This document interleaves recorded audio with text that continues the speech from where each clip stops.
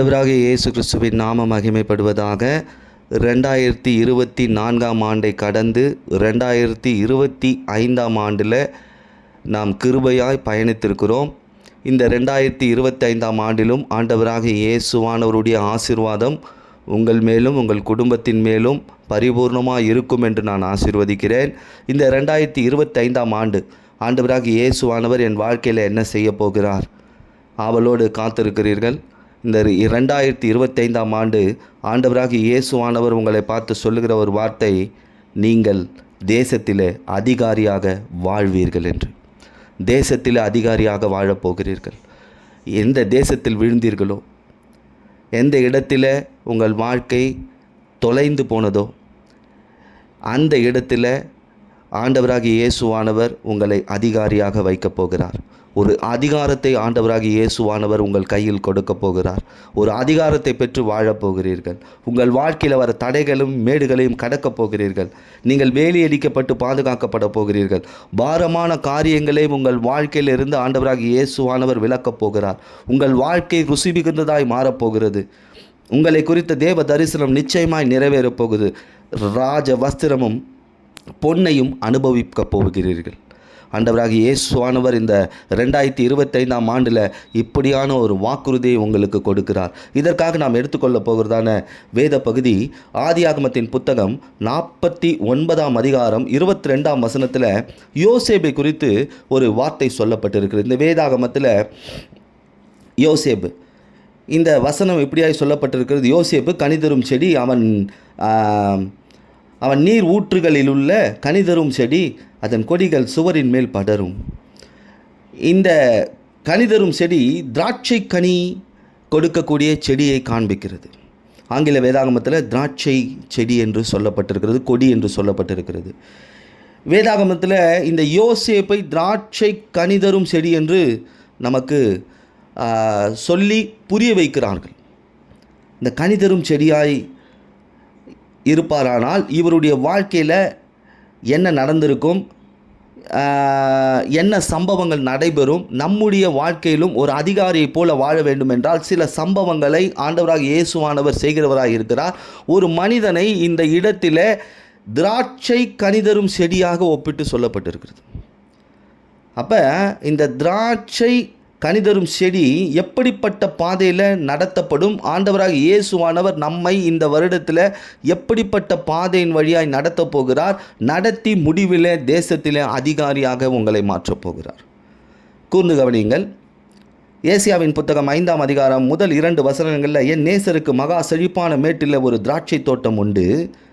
அதை அவர் வேலியடித்து அதில் உள்ள கற்களை பொறுக்கி அதிலே நற்குல திராட்சை செடிகளை நாட்டி அதன் நடுவிலே ஒரு கோபுரத்தை கட்டி ஆலயத்தையும் உண்டு பண்ணி.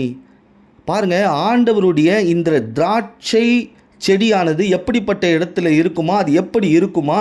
ஏன்னா இந்த இடத்துல சொல்லப்பட்ட நேசருக்கு செழிப்பான மேட்டில் ஒரு திராட்சை தோட்டம் உண்டு. அப்போ நாமெல்லாம் செழிப்பான பகுதியில் நாட்டப்பட்டிருக்கிற திராட்சை செடிகள். அதை அவர் என்ன செய்கிறாராம்? வேலி அடித்து கற்களை பொறுக்கி அதில் நற்குல திராட்சை செடிகள் நம்மை நாட்டி அதன் நடுவில் ஒரு கோபுரத்தையும் கட்டுகிறார், ஆலயத்தையும் உண்டு பண்ணுகிறார். இஸ்ரவேல் தேசத்தில் மேடான பகுதி, அதாவது மலைப்பகுதியில் தான் திராட்சை செடிகள் வளரும். இங்கு வளரக்கூடிய இந்த திராட்சை பழம் உலகத்திலே மிகவும் ருசி மிகுந்ததாகவும், எப்படி சொல்லலாம், அது இருக்கிற திராட்சையிலேயே அது விலை உயர்ந்ததாகவும் காணப்படுகிறது. ஒரு விசுவாசியுடைய வாழ்க்கை இப்படி கனி தரணும்னா அப்படி வளரணும்னா மேடுகளை கடக்கணும். பாருங்கள், மகா மேடுகளை கடக்கணும். இப்போ என் வாழ்க்கை அதிகாரியை போல் வாழணும்னா மேடுகளை கடந்து வரணும். கனி நிறைந்த வாழ்க்கை, ஆசீர்வாதமான வாழ்க்கையை வாழணும்னா சில மேடுகளை தடைகளை தாண்டி வரணும். இதுதான் யோசேப்புடைய வாழ்க்கையில் நடந்தது. ஒரு மனிதனை அதிகாரியாக மாற்றுவதற்கு முன்பாக, அதிகாரம் உடையவனாய் மாற்றுவதற்கு முன்பாக ஆண்டவர் சில மேடுகளையும் தடைகளையும் என்ன செய்கிறாராம்? கடந்து வரும்படி செய்கிறார். இவருடைய வாழ்க்கை ஆசீர்வதிக்கப்பட்டது எப்போ? நாம் மேடுகளை கடந்து வந்த பிறகு. இன்றைக்கு ஆண்டவர் உங்கள் வாழ்க்கையில் மேடுகளை அனுமதித்திருக்கிறார் என்றால் ஒரு உயர்வை காணப்போகிறீர்கள், ஒரு செழிப்பை காணப்போகிறீர்கள், ஒரு அதிகாரத்தோடு வாழப்போகிறீர்கள். எதெல்லாம் உங்கள் வாழ்க்கையில் மேடுகளாக இருக்குது, அந்த மேடுகளை நிச்சயமாக இயேசுவின் நாமத்தினாலே கடப்பீர்கள். மறுபடியும் இந்த ஏசாயா 5ஆம் அதிகாரம் முதல் 2 வசனங்களில் அதை அவர் வேலியடித்து என்று சொல்லப்பட்டிருக்கிறது. இந்த வருடத்தில் இந்த வேலியடிப்பு ஆண்டவராக இயேசுவானவர் உங்களை வேலியடித்து பாதுகாப்பார். அவர் நம்மை தம்முடைய இரத்த கோட்டைக்குள்ளே வேலி அடித்து சபைக்குள்ளே வைத்து நம்ம என்ன பண்ணுவாராம், பாதுகாப்பார்.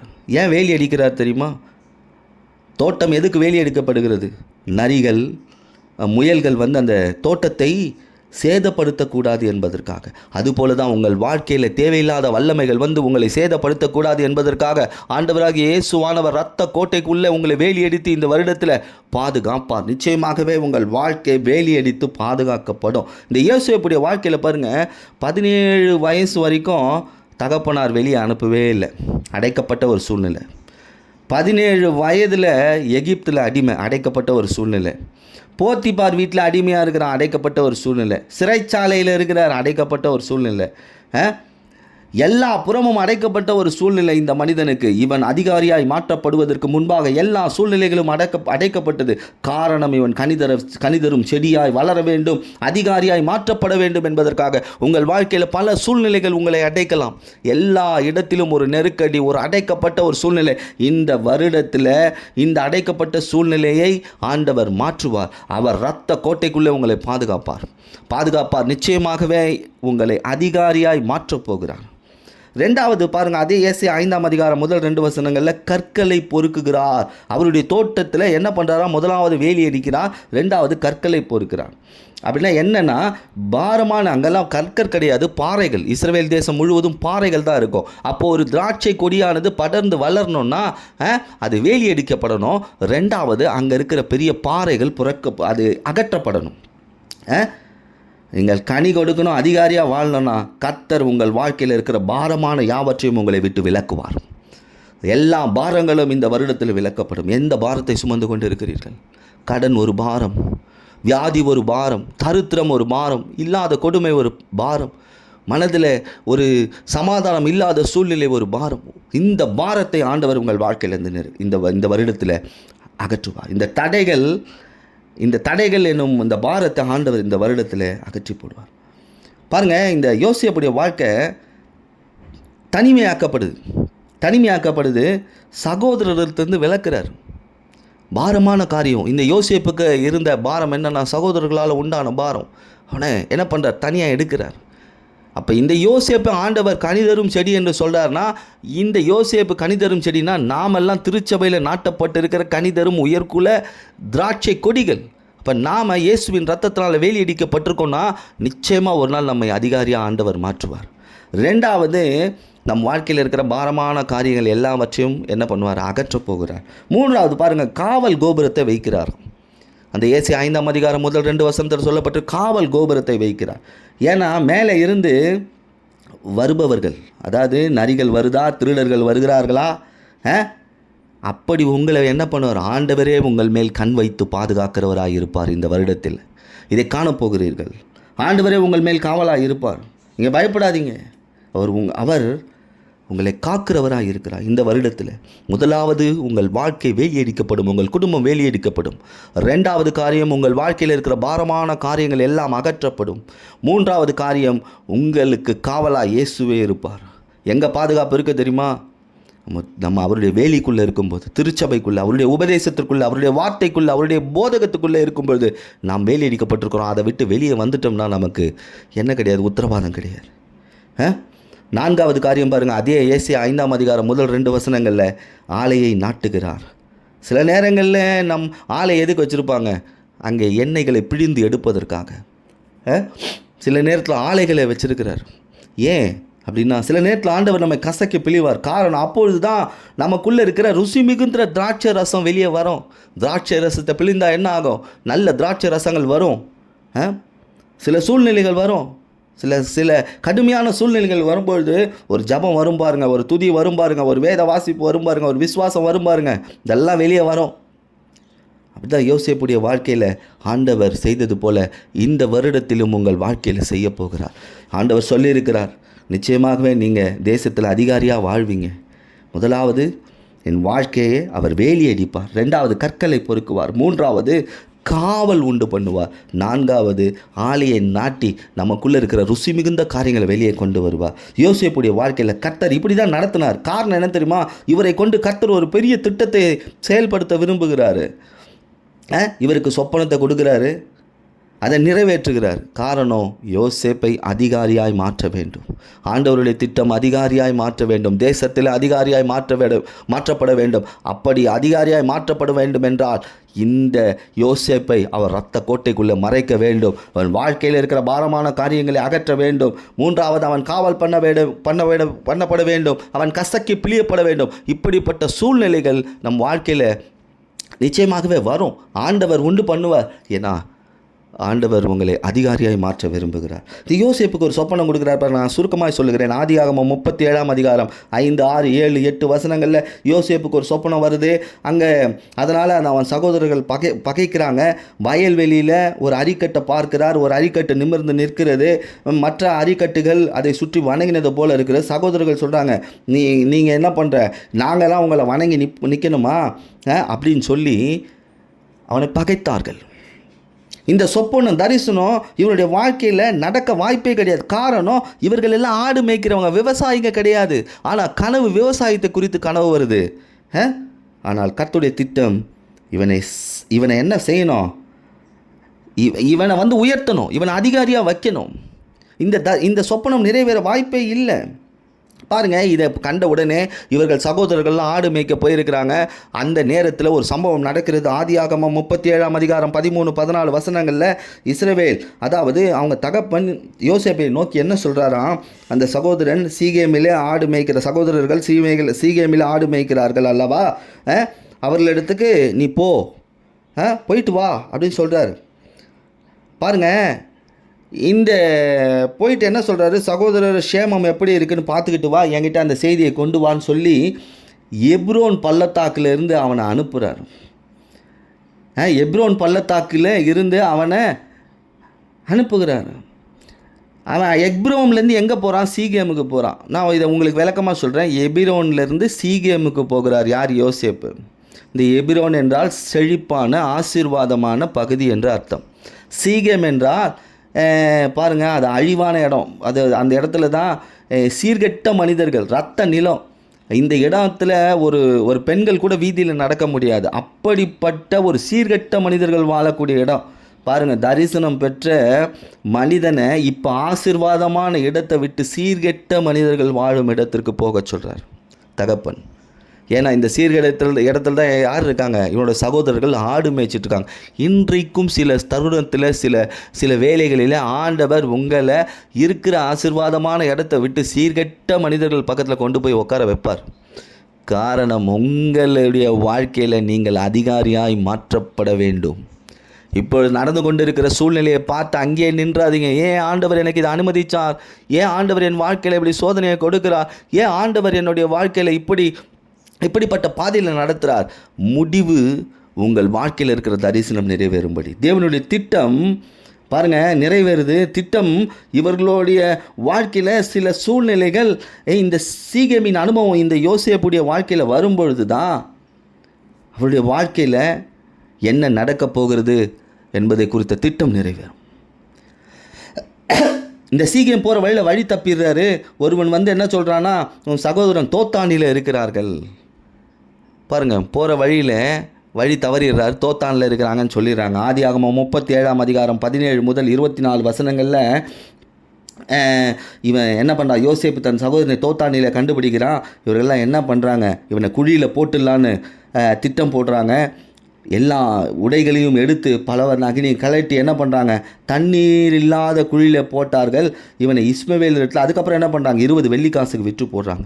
சில சூழ்நிலைகள் வரும் உங்கள் வாழ்க்கையில் ஒரு பெரிய ஆசீர்வாதத்தையும் ஒரு அதிகாரமுள்ள வாழ்க்கையும் வாழ்வதற்கு முன்பாக சில சூழ்நிலைகள் உங்கள் வாழ்க்கையில் அனுமதிக்கப்படும். ஏன் ஆண்டவர் என்னை இப்படி நடத்துகிறாருன்னு அங்கேயே நின்றக்கூடாது. பாருங்க, சகோதரர்களை பார்க்க போன இவனுடைய வாழ்க்கை தோத்தானுக்கு போயாச்சு. தரிசனம் சுமந்து வருகிறவருடைய மனுஷனுடைய வாழ்க்கை இப்போ எப்படி இருக்குது? குழியில் இருக்குது. இப்போ அப்படி தான் நம்ம நினைப்போம், ஜெபிக்கிறோம், துதிக்கிறோம், கர்த்தரை ஆராதிக்கிறோம், கர்த்தருடைய பார்வையில் நாங்கள் ஊழியம் செய்கிறோம், ஆண்டவருக்காக நாம் கொடுக்குறோம், நான் கர்த்தருடைய காரியத்தில் உண்மையாக இருக்கிறேன். ஆனால் ஏன் சோதனை, ஏன் இந்த மாதிரியான போராட்டங்கள், ஏன் என்னை அடிக்கிறாங்க, ஏன் என்னை குழியில் போடுறாங்க, ஏன் சகோதரர்கள் பகைக்கிறாங்க, ஏன் என்னை தனிமைப்படுத்துகிறாங்க? தரிசனம் நிறைவேறும்படி உங்கள் வாழ்க்கையில் அவர் ஒரு திட்டத்தை வைத்திருக்கிறார். உங்களை வேலியடிக்க வேண்டும், உங்கள் வாழ்க்கையில் பாரமான காரியங்களை எடுக்க வேண்டும், உங்கள் வாழ்க்கையில் அது மட்டுமல்லாமல் நீங்கள் பாதுகாக்கப்பட வேண்டும். நீங்கள் உங்கள் வாழ்க்கையில் ஆண்டவர் உங்களுக்குள் இருக்கிற ருசி மிகுந்த காரியத்தை வெளியே கொண்டு வர வேண்டும் என்றால் சில சூழ்நிலைகளில் கர்த்தர் அனுமதிக்கிறார். சிலரை பகைக்கும்படியும் அனுமதிக்கிறார், சில குழிகளையும் அனுமதிக்கிறார். இந்த தோத்தான்னா 2 கிணறுகள்னு அர்த்தம். மலை பிரதேசம், இங்கே கிணறுகள் அதிகம், எல்லா கிணறுலையும் தண்ணி இருக்கும். அதனால தான் அந்த இடத்துல ஆடுகளை மேய்ப்பாங்க கொண்டு போய். ஆனால் யோசேப்பை தூக்கி போட்ட குழியில் தண்ணி இல்லை. யோசேப்பு என்ன நினச்சிருப்பார் பாருங்க, தண்ணி இருக்கும், அதில் எப்படியா நீச்சல் அடிச்சுட்டு இருந்திருக்கலாம்னு சொல்லி பாறை மிகுந்த ஒரு கிணற்றுல தூக்கி போடுறாங்க. காயம் படுது. இப்போ யோசேப்புடைய நிலைமை எப்படி இருக்கும்? ஆண்டவரே, எனக்கு தரிசனத்தை கொடுத்தீங்க, என்னை ஆசீர்வதிப்பேன்னு சொன்னீங்க, என் வாழ்க்கையை மாற்றுவேன்னு சொன்னீங்க, ஆனால் இப்படிப்பட்ட ஒரு சூழ்நிலையில் நான் மாட்டிக்கிட்டு இருக்கிறேனே. தரிசனம் சுமந்து செல்கிற மனுஷனுடைய வாழ்க்கை இப்போ குழியில் இருக்குது. உலகத்தில் உபத்திரம் உண்டு, ஆனால் உலகத்தை ஜெயித்த இயேசு உங்களோடு இருக்கிறார். இந்த எண்ணம் யோசேப்புக்கு இருந்தது. இன்றைக்கும் நமக்கு உபத்திரம் வரும்பொழுதெல்லாம் ஒரு யோசனை வர வேண்டும், உலகத்தை ஜெயித்த இயேசு என்னோடு இருக்கிறார். இங்கே தேவனுடைய திட்டம் யோசேப்புடைய வாழ்க்கையில் இருந்த தேவையில்லாத கிளைகளாகிய சகோதரரை பிரிக்கிறார். காரணம், தரிசனம் நிறைவேறணும். ஆண்டவர் என்னை பிரித்திருக்கிறார், ஆண்டவர் என்னை தனிமைப்படுத்தியிருக்கிறார், ஆண்டவர் எனக்கு சில குழிகளை அனுமதிச்சிருக்கிறார், ஆண்டவர் சில நெருக்கடிகளை எனக்கு அனுமதிச்சிருக்கிறார்னா நிச்சயமாக என்னை குறித்த தரிசனம் நிறைவேறும். அந்த நேரத்தில் ஆண்டவரை தூஷிக்கக்கூடாது, ஆண்டவரை முறுமுறுக்கக்கூடாது. பாருங்கள், இஸ்மவேலர் எகிப்துக்கு கொண்டு போகிறாங்க, எகிப்தில் அடிமையாக இருக்கிறான், அடிமை வஸ்திரம் தரித்து போத்திபார் வீட்டில் இருக்கிறான். இந்த போத்திபார்னா யாருன்னா, இந்த போத்திபார் வீட்டில் போய் அடிமையாக வேலை செய்கிறான். யாருன்னா, பார்வோனுக்கு பிடிக்காதவங்களெல்லாம் கொலை செய்கிறவன் இந்த போத்திபார். கொலைகாரனுக்கு தலைவன். பாதுகாப்பு இல்லாத இடத்துல வேலை செய்கிறார். ஆனால் நான் ஏற்கனவே சொன்னேன், ஆண்டவர் உங்கள் வாழ்க்கையை ஆசீர்வதிக்க திட்டமிட்டு விட்டால் நீங்கள் இரத்த கோட்டைக்குள் எங்கு சென்றாலும் பாதுகாக்கப்படுவீர்கள். எந்த இடத்துல ஆண்டவர், நீங்கள் எந்த இடத்துல எப்படி ஜீவித்து கொண்டு இருந்தாலும் சரி, எப்படிப்பட்ட இக்கட்டான சூழ்நிலையில் இருந்தாலும் சரி, எப்படிப்பட்ட மனிதர்கள், பொல்லாத மனிதர்கள் மத்தியில் அகப்பட்டு கொண்டு இருந்தாலும் சரி, ஆண்டவர் அந்த இடத்துல உங்களுக்கு ஒரு பாதுகாப்பை உண்டு பண்ணுவார். யோசேப்புக்கு இந்த பாதுகாப்பு ஆண்டவர் உண்டு பண்ணிடுறார். ஆனால் இருக்கிற சூழ்நிலை பாதுகாப்பாக இல்லை. தேவ தரிசனம் இருக்கிற உங்களை யாராலும் ஒன்றும் செய்ய முடியாது. ஆண்டவர் பாருங்கள், இங்கே ஒரு குற்றச்சாட்டு வருது, சிறைச்சாலையில் அடிக்கப்படுறாரு. அடுத்தது சிறைச்சாலை வந்துருச்சு. குழியில் போட்டாங்க, அடித்தாங்க, அவன் போட்டிருந்த வஸ்திரங்கள் எல்லாம் எடுத்துட்டாங்க, விற்று போட்டாங்க. இப்போ தேவையில்லாத குற்றச்சாட்டை சொல்லி ஜெயிலில் போட்டாங்க. தேவ தரிசனத்தை சுமந்து வருகிற ஒரு மனிதனுடைய வாழ்க்கையில் சிறைச்சாலை வந்துருச்சு, குற்றச்சாட்டுகள் வந்துருச்சு. என்னதான் நீதி இருந்தாலும் அந்த நீதியை கெடுத்து அவனை தூக்கி சிறைச்சாலையில் போகிற அளவுக்கு போயிடுச்சு. ஆனால் கவலைப்படாதீங்க, கர்த்தர் உங்கள் நீதியை வெளிப்படுத்துவார். உங்களுடைய வாழ்க்கையில் அப்படிப்பட்ட ஒரு நெருக்கமான சூழ்நிலைகள், சிறைச்சாலை போன்ற காரியங்கள், சிறைச்சாலைன்னா ஜெயிலை சொல்ல வரல, சில வெளியே வர முடியாத ஒரு சூழ்நிலை, ஒரு அகப்பட்டு கொண்டு இருக்கிற சூழ்நிலை இருந்தாலும் சரி, கர்த்தரே உங்கள் நீதியை வெளிப்படுத்துவார். பாருங்கள், 2 வருஷம் போயிடுச்சு. ஆதியாகமம் 41ஆம் அதிகாரம் 1 வசனத்தில் 2 வருஷம் சென்ற பிறகு பார்வோன் ஒரு சொப்பனம் பார்க்குறார். 7 புஷ்டியான பசுக்களை, 7 கேவலமான பசுக்கள். இந்த 7 கேவலமான பசுக்கள் 7 புஷ்டியான பசுக்களை விழுங்குது.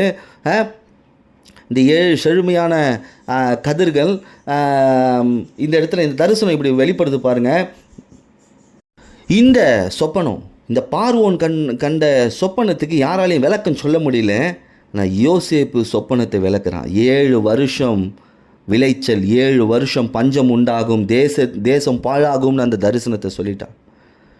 பாருங்க, தரிசனம் உடைய மனிதனை கர்த்தர் கொண்டு போய் பார்வோனுக்கு முன்னாடி பார்வோனுடைய தரிசன கனவுக்கும் சொப்பனத்திற்கும் விளக்கத்தை சொல்லிட்டார். ஆண்டவர் பாருங்க, ஆண்டவர் ஒரு திட்டம் வச்சிருக்கிறார். ஆண்டவர் உங்களை குறித்து ஒரு திட்டம் வச்சிருக்கிறார். சொன்ன உடனே ஆதியாகமம் 41:38 பார்வோன் யோசேப்பு குறித்து தேவ ஆவியை பெற்ற மனுஷன் என்று சாட்சி கொடுத்தான். பாருங்க, சகோதரர் சாட்சி கொடுக்கல, அப்பா சாட்சி கொடுக்கல, விற்றவர்கள் சாட்சி கொடுக்கல, அடிமையாய் வேலை செய்தவன் சாட்சி கொடுக்கல. ஆனால் அந்த அதிகாரமுடைய பார்வோன் சாட்சி கொடுக்கிறான். நிச்சயமாகவே ஆண்டவர் உங்களை உயர்த்த வேண்டும் என்ற ஒரு திட்டம் வைத்து விட்டாரானால், இந்த வருடத்தில் அப்படி ஒரு திட்டத்தை உங்களை குறித்து வைத்திருக்கிறாரானால் இதை நீங்கள் விசுவாசிங்க. என்னை குறித்து ஒரு திட்டம் நிறைவேறுனா உங்கள் வாழ்க்கையில் எப்படிப்பட்ட சூழ்நிலைகள் வந்தாலும் சரி, கர்த்தர் உங்களை யாரை விட்டு பிரித்தாலும் சரி, உங்களை தூக்கி குழியில் போட்டாலும் சரி, உங்களை அடிமை சந்தையில் விற்றாலும் சரி, நீங்கள் பொல்லாதவர்கள் கையில் அகப்பட்டாலும் சரி, சிறைச்சாலை வந்தாலும் சரி, கவலைப்படாதீர்கள். உங்களை குறித்த நீதி வெளிப்படும். கர்த்தரே உங்களோடு இருந்து சாட்சி கொடுப்பார். அதே ஆதியாகமம் 41:41 பாருங்க, பார்வோன் யோசேப்பை எகிப்து தேசம் முழுவதும் அதிகாரியாக்கினான். பாருங்க, ஒரு சத்ருவை கொண்டு ஒரு தேவ தரிசனம் சுமக்கிற மனுஷனை அதிகாரி ஆக்க முடியும் என்றால், ஆண்டவராகி இயேசுவானவர் இந்த நாளில் உங்களை பார்த்து சொல்லியிருக்கிற ஒரு வார்த்தை, நீங்கள் தேசத்தில் அதிகாரியாக வாழ்வீர்கள், அதிகாரியாக வாழ்வீர்கள். எல்லாரும் இவங்க முன்னாடி பணியும்படி செய்தான். எகிப்து தேசம் முழுவதுக்கும் அவனை அதிகாரியாய் மாற்றினான். ஒரு காலத்தில் கையில் சங்கிலி, இப்பொழுது கர்த்தர் என்ன பண்ணியிருக்கார்? இவன் கையில் அதிகாரத்தை கொடுத்தார். விலங்கு போட்டு வைக்கப்பட்டிருந்த ஒரு தேவ மனுஷனுடைய வாழ்க்கையில் ஒரு அதிகாரம் கிடைக்கிறது. அடிமை வஸ்திரம் போயிடுச்சு, இப்போ ராஜ வஸ்திரம் கிடைச்சிருச்சு. கழுத்தில் அடிமைக்கான சங்கிலி இருந்தது, இப்போ பொன் சரப்பணிகளை போட்டிருக்கிறாரு. இவன் உத்தரவு இல்லாமல் யாரும் கையும் அசைக்க முடியாது, காலையும் அசைக்கக்கூடாது என்று உத்தரவு போட்டான். ஆதியாகமம் 41:44 பாருங்கள், தேவ தரிசனம் சுமந்து வருகிற மனுஷனுடைய வாழ்க்கையில் கர்த்தர் இப்படியாய் ஒரு திட்டத்தை வைத்திருந்தார். நீங்கள் விசுவாசியுங்கள். நான் இயேசுவின் தோட்டத்தில், அவருடைய தோட்டத்தில் திராட்சை செடியாய், கனிதரும் செடியாய் இருக்கிறேன். என்னுடைய வாழ்க்கையில் மேடுகள் வரும், மலைகள் வரும், ஆனால் என்ன ஆண்டவர் அதை கடக்க வைப்பார், தடைகளை கடக்க வைப்பார். வாழ்க்கையில் வரும் தடைகளை, மேடுகளை கடப்பேன் இந்த வருஷம். என்னை நிச்சயமாக இயேசுவானவர் தன்னுடைய இரத்த கோட்டைகளில் வேலி அடித்து என்னை பாதுகாப்பார். என் வாழ்க்கையில் இருக்கிற தேவையில்லாத பாரம், இந்த பாரம் எல்லாவற்றையும் என்னை விட்டு விலக்குவார். என் வாழ்க்கை அவர் கசக்கி பிழைகிறார் என்றால், நான் என்னை ருசி மிகுந்ததாய் இந்த வருடத்தில் மாற்றப் போகிறார். என்னை குறித்த தேவ தரிசனம் நிச்சயமாக நிறைவேறும். என்னுடைய வாழ்க்கையில் ஒரு ராஜ வஸ்திரம் தரித்தவனா, பொன்னையும் செல்வத்தையும் அனுபவிக்கிறவனா, என் நேசுடைய தோட்டம் அது செழிப்பான தோட்டம். அந்த தோட்டத்தில் நாட்டப்பட்டிருக்கிற நான் செழிப்பாக வாழ்வேன்ற ஒரு விசுவாசம் நமக்குள்ளே இருக்கும்.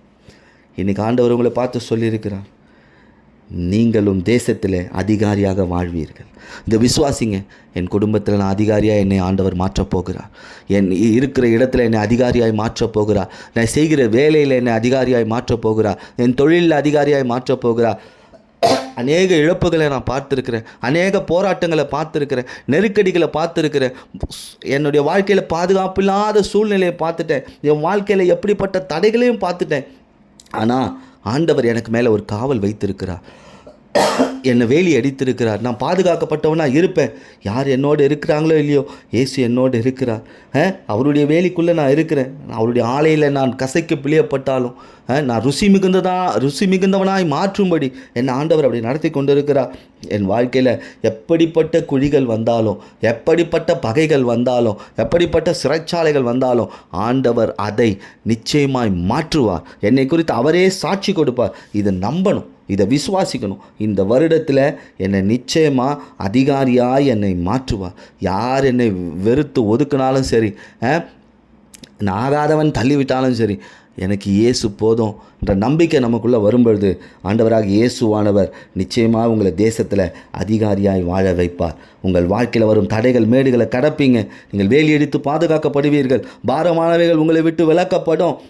உங்கள் வாழ்க்கை ருசி மிகுந்ததாக மாறும். உங்களை குறித்த தேவ தரிசனம் நிச்சயமாக நிறைவேறும். ராஜ வஸ்திரமும் பொன்னையும் அனுபவித்து ஆசீர்வாதமாக இருப்பீங்கன்னு சொல்லி ஆண்டவராக இயேசுவின் நாமத்தில் ஆசீர்வதிக்கிறேன். இந்த செய்தி உங்கள் வாழ்க்கையில் மிக பயனுள்ளதாக இருக்கும் என்று நான் விசுவாசிக்கிறேன். இந்த வார்த்தையை விசுவாசிங்கள். நிச்சயமாகவே ஆண்டவராகிய இயேசுவானவர் உங்களை தேசத்திலே அதிகாரியாக வைத்து உங்களை ஆசீர்வதிப்பார். ஆமென்.